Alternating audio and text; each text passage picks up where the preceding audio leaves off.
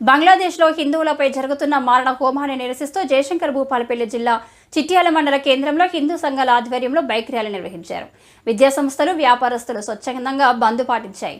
ఈ సందర్భంగా ఆర్ఎస్ఎస్ జిల్లా కార్యవాహ సభ్యులు బుర్ర సాదయ్య, రాఘవరెడ్డి మాట్లాడుతూ బంగ్లాదేశ్లోని అమాయకులైన హిందువులను, హిందూ మహిళలను అకారణంగా అత్యాచారాలు, వేధింపులు, చిన్న పిల్లలను చూడకుండా చంపడం, మరణ హోమాన్ని సృష్టిస్తున్నటువంటి వారి దుశ్చర్యలను ఆపాలని డిమాండ్ చేశారు.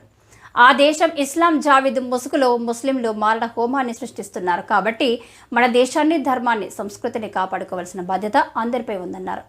ఈ కార్యక్రమంలో లక్ష్మారెడ్డి, చెక్క నరసయ్య, బుర్ర వెంకటేష్, రాజ్ కుమార్, కాశిరెడ్డి, తిరుపతి, రఘు పలువురు పాల్గొన్నారు.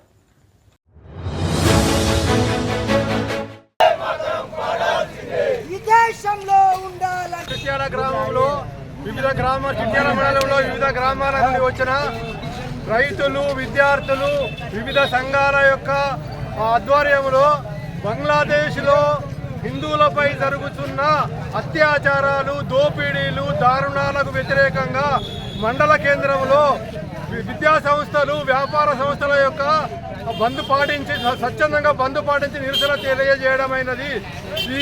ఈ కార్యక్రమము హిందువులు బంగ్లాదేశ్లో పడుతున్న అగచాట్లకు వ్యతిరేకంగా వాళ్ళకు ఒక సంఘీభావంగా రేపు మన దేశంలో కూడా ఇటువంటివి జరగకుండా మనము కూడా అందరము ఏకత్వంతో, ఐకమత్యంతో దుష్ట శక్తులకు తావివ్వకుండా ఐకమత్యంగా ఉండాలి.